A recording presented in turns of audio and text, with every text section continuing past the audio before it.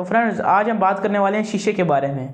तो फ्रेंड्स शीशे की सबसे बड़ी बात जो आप समझते हैं कि शीशा किस हद तक नाजुक होता है। हम कहते हैं कि शीशा जब तक उसके टुकड़े टुकड़े नहीं हो जाते तो तब तक शीशा टूटता नहीं है, लेकिन अगर आप ज़रा सा भी शीशे के ऊपर स्ट्रेस देते हैं तो अगर आप उसको माइक्रोस्कोप से देखें तो उसके अंदर ऐसे छोटे छोटे टुकड़े पैदा हो जाते हैं। यानी शीशा बहुत ही सेंसिटिव होता है कि अगर आप उसको ज़रा सा भी जोर डालेंगे तो उसके जो अंदरूनी पार्टिकल होते हैं वो टूटना शुरू हो जाते हैं।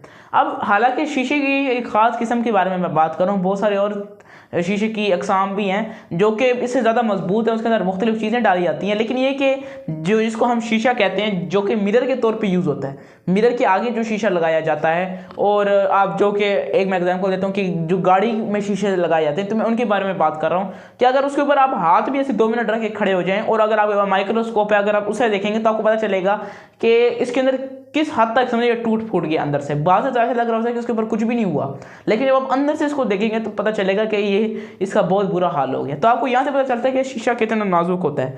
तो जी शीशे को बनाने के लिए 3 चीज़ों की ज़रूरत होती है। सबसे पहले जी सिलिका, सोडा, ठीक है, और उसके बाद तीसरी चीज़ होती है लाइम। ये 3 चीज़ें होती हैं, सोडा, सिलिका और लाइम।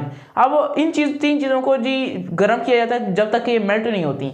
जब जैसे ये मेल्ट होती हैं तो इन तीनों को फ़ौरन ठंडा कर दिया जाता है ताकि इसके अंदर क्रिस्टलाइजेशन ना हो।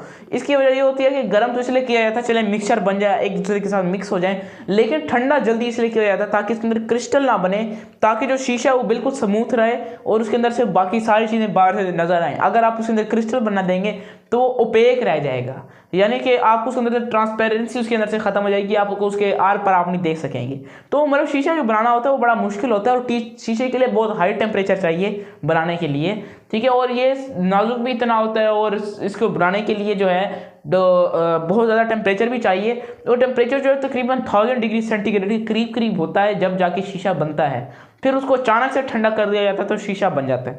तो शीशे के बाद जी उसके बाद के ये इन्वायरमेंट फ्रेंडली मटेरियल है, यानी कि आप शीशा अगर आपको यूज़ में नहीं है, अगर आप उसको फेंक भी दें तो वो रिसाइकल हो सकता है। उसको आप बार बार मेल्ट कर करके उसको आप यूज़ कर सकते हैं। ये रिसाइकलेबल है, मतलब प्लास्टिक की एग्जांपल लें तो वो रिसाइकल नहीं हो सकता, वो उसको हम ब्रेक डाउन नहीं कर सकते दोबारा। बस वो एक दफ़ा जैसे ही आपने उसको फेंक दिया तो एक पोल्यूशन के तौर पे समझे कंसीडर किया जाता है। वो अलग बात है कि आप उसको दोबारा मेल्ट करें और दोबारा नई चीज़ें बनाएं, लेकिन शीशा ये है कि अगर आप उसको फेंक भी नहीं तो जो डीकम्पोजर होते हैं वो उनको तोड़ देते हैं छोटे छोटे टुकड़ों में। तो इसका मतलब ये है कि एनवायरमेंट फ्रेंडली मटीरियल है, इतने नुकसानदेह नहीं है।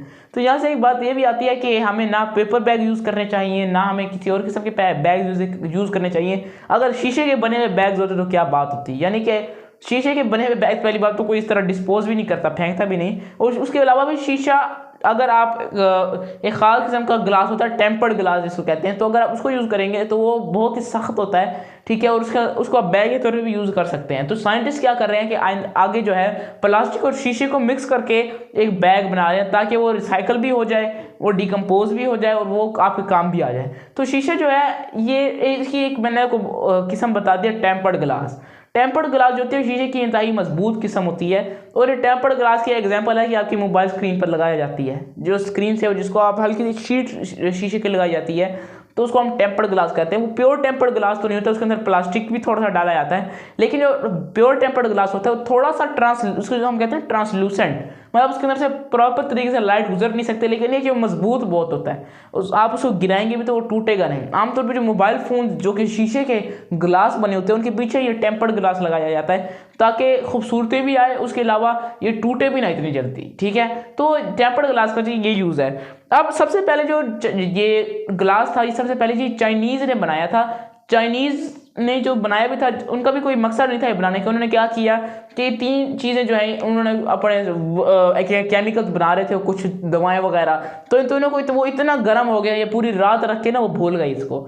जब अगले दिन उठे तो मतलब लकड़ियों पे आग जलती थी तो आग बुझ चुकी थी, और जो अंदर उन्होंने देखा तो शीशा पड़ा हुआ था, मतलब वो भी उनसे गलती से ये शीशा बना है, लेकिन जो हमारे काम आ रहा है। शीशा जो था वो गलती से इन्वेंट हुआ था, यानी कि किसी ने कोई फैसला नहीं किया था कि मैं शीशा बनाऊंगा।